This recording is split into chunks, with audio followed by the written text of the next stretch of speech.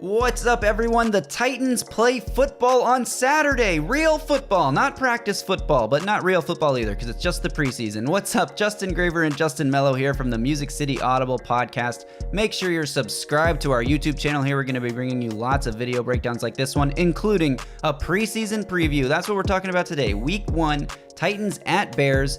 Will the starters play? Who are we looking forward to seeing on the field? What are the most important position battles? Let's get into all of that right here. Now, we don't expect many starters, if any, to play in this game. Maybe the offensive line gets a series or two together just because they need to gel and they need to develop some chemistry. Then again, we don't really know who the starting right tackle is going to be, so it'll be interesting. Will Chris Hubbard come out with the first team? Are they going to give all of these guys the day off? As you mentioned on our podcast earlier this week, we don't expect Ryan Tannehill to play. He's never played for the Titans in preseason, except for the 2019 year before he was named the starter. Definitely aren't going to see Derrick Henry. We are going to see a lot of rookies, though. It's going to be great to see Tyjae Spears out there probably handling the majority of the running back workload, at least for the first few possessions. And he has been, by all accounts, an electric playmaker in training camp. I can't wait to see him in the preseason. Well, Tyjae Spears is a big one. In all honesty, I think there's more of a positional battle going on there than people realize, because from everything I've heard, Jonathan Ward has also been really good at practice. And they're similar players, right? Where Ward's a little bit undersized,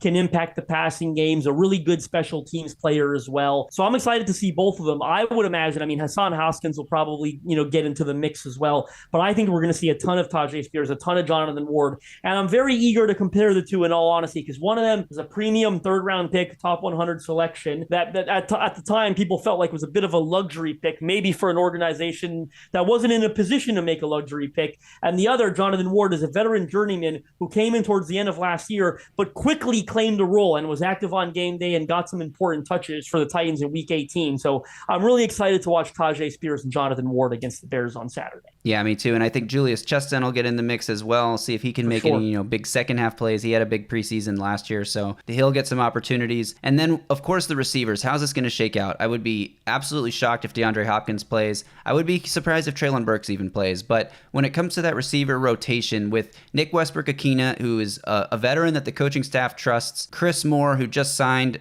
this offseason and is a guy that recently disclosed to everyone he's going to be a gunner. He's going to play special teams. That sort of makes Nick Westbrook-Ikhine and him a bit of a redundancy. There could be a scenario where only one of them separates and makes the team, especially because NWI, although he has that trust, he lacks explosiveness. He's not a huge playmaker. He's a guy that's going to be where he's supposed to be. He's a guy that plays special teams. But if Chris Moore can do that better than him, I don't know if there's room on the roster for Nick Westbrook-Ikhine. Of course, Colton Dowell is a rookie they drafted this year. Reggie Roberson is a UDFA from last season who's been making a lot of plays in training camp, has had a connection, it seems, with Will Levis. They're going to get a lot of time on the field together, so I'll be interested to see if Roberson can make some plays. Then, of course, you have the undrafted free agents like Kyaris Jackson this year. Mason Kinsey's still around. Who makes plays out of this receiver group? Training camp is important, of course, but the guys that are flashing on game day when the lights come on, the guys who are running people down on the punt coverage and the kick coverage units at receiver and then turning around and making plays on offense, those are the guys that are going to, secure themselves a spot. So I'll be really interested to see. This is one of the tighter position battles here.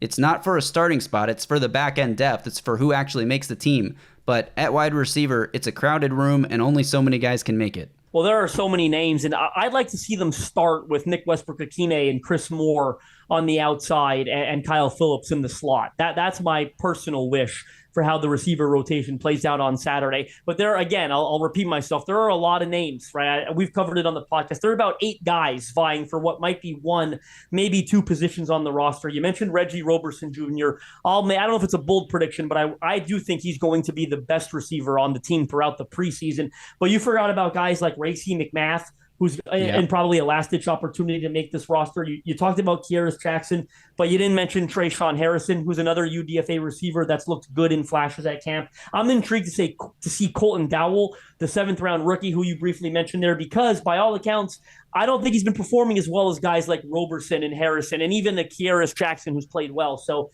I'm excited to see all those guys. And we're going to learn some things even before knowing what they're doing on the field, if you know what I mean, because what's the pecking order like? Which one of those guys plays with the second team offense? Which plays with the third team offense? Is there such thing as, the quote unquote fourth string offense where a guy comes into the game late that maybe doesn't play the first 3 or 3.5 quarters? So that'll tell us a lot about how they view the receiver rotation moving forward. I agree. The pecking order is going to be interesting, but who's getting them the ball? Because that also matters a lot. I do expect that Malik Willis will play the first half and Will Levis will play the second half. What do you think we see from these quarterbacks? I'd love to see it split evenly, just the way you said it. Malik Willis gets the entire first half. He gets the start. Then Will Levis starts the third quarter and is the quarterback for the remainder of the game.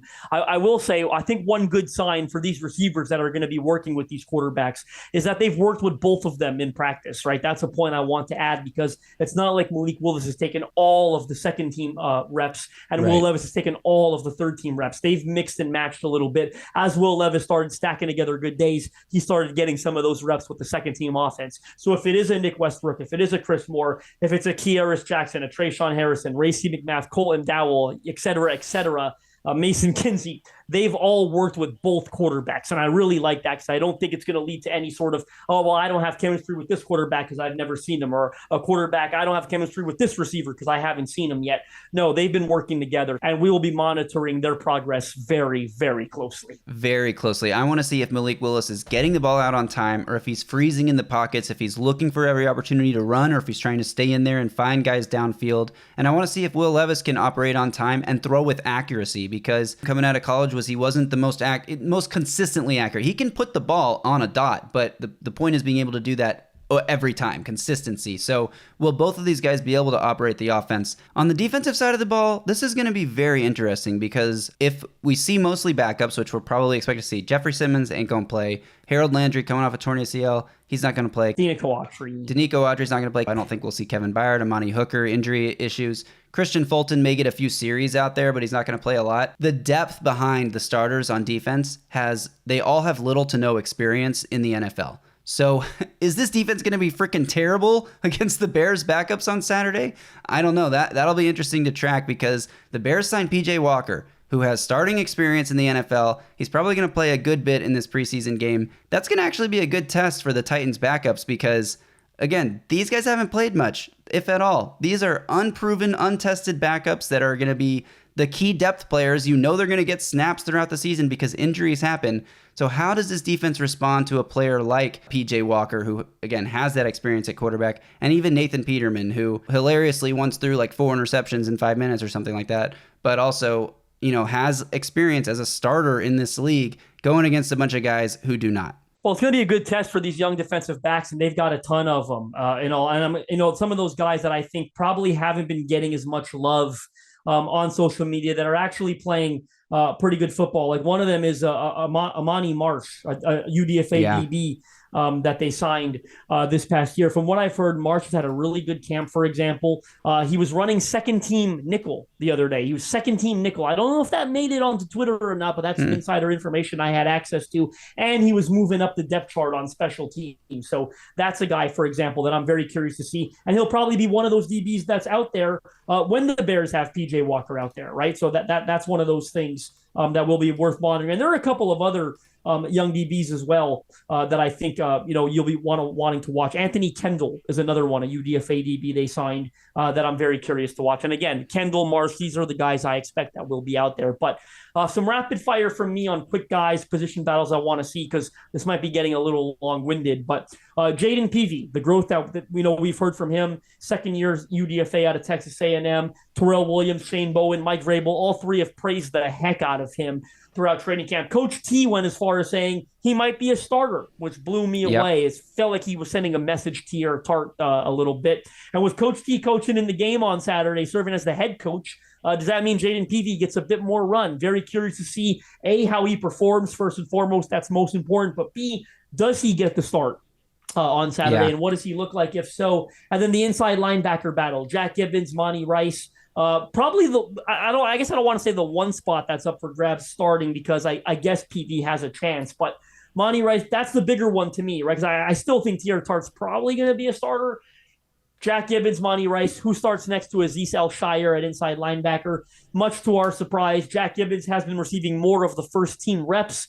Monty Rice mixing in behind him, but I think this is far from decided, and I imagine they'll both get opportunities to play a lot in the preseason, and their performances throughout the 3 exhibition games will go a long way towards determining which one of them is the week 1 starter. That's a big battle I'll be keeping an eye on. Yeah, that's great. And while we're on the rapid fire topic, I'll throw a couple more names out there. Thomas Rush and Caleb Murphy, the guys coming, the UDFA edge rusher guys who were very productive in college. Can they make an impact? Do they have any juice in the pass rushing game? I'll be interested to see how they look on the field. And then, of course, we're talking so much about the right tackle battle. Will John Ojukwu be healthy enough to play in this game? What can he do? What does Jalen Duncan look like on the offensive line? What does Andrew Rupsich look like? Are these guys winning consistently in pass protection? Are they moving guys in the run game? Will the fourth quarter offense be able to run the ball at all? Because it's preseason. It's usually a slog. We see this often in preseason where teams try to run the ball and it's like 2 yards in a cloud of dust type of offense. Can these guys move bodies in the run game and give whoever the running back is in the fourth quarter, Julius Chestnut or whoever, some lanes to run the ball? I'll be very interested to see what those backup offensive linemen and defensive linemen look like on the field. Well, one name you forgot, I think, was a friend of the show here, Sam Okwanu, right? A second-year UDFA defensive end. I'd throw his name in the mix with Caleb Murphy and Thomas Rush. Sam Okwanu. If you haven't checked it out, make sure you head to this YouTube channel right here and watch our exclusive film breakdown with him. I also want to throw out Otis, O-T-I-S, I believe Mike Vrabel said, Otis Reese, a first-year UDFA out of Ole Miss. He plays linebacker, bit of a smaller guy, safety hybrid, so to speak. Mike Vrabel talked about him playing special teams and having a chance to carve out a spot on the 53-man roster. I think that was sort of an underrated shout that none of us expected, but we all know how important special teams is to the back-end roster spot. So I'm very curious to see Otis Reese make his NFL debut against the Bears on Saturday. And while we're talking special teams, the very last thing I'm going to mention here is Caleb Shudak versus Trey Wolff. Who kicks when? Who kicks first? How do they decide who's kicking when? And who kicks better? Because like we mentioned on our last podcast, the kicking battle is not going to be determined in practice as much as it will be determined in the preseason games. I really hope the offense gives the kickers a chance to kick more than just extra points, although that'll be nice to see too. But set these guys up for a 51-yard field goal. Get them closer. See who can knock down the 35-yarder with, no struggle at all. The kicking battle, it's one of the most important positions on the team that isn't talked about enough. You can win or lose games based on how well your kicker kicks. The Titans need to find a guy to emerge here. Is it Trey Wolff? Is it Caleb Shudak? Or are they going to have to make an emergency phone call to a veteran who's a free agent right now? That'll be worth tracking in this game as well. Very important. It's what I wanted to close with, so I'm glad you brought it up. And I'll say this. I hope the Titans give them both opportunities to kick throughout the game. Like, throw some stuff at them. I don't think this should be a situation where Caleb Shudak kicks in the first game, Trey Wolff kicks in the second game. No, rotate them in and out of the lineup. Make life difficult on them, because you know what? Life is difficult for an NFL kicker. Have one of them try the first kick, have another one try the second kick, rotate extra point opportunities, throw everything but the kitchen sink at them. This is a very important battle. I'm very curious to watch both Caleb Shudak and Trey Wolff against the Bears. And I'm curious to watch the Titans play football on Saturday. We cannot wait. Hope you enjoyed this preview. If you did, be sure to like the video below, subscribe to the channel. The Music City Audible podcast will be doing these all preseason and all season long. So come back for more. Until next week when we return with another pod episode, you guys stay safe out there and tighten up.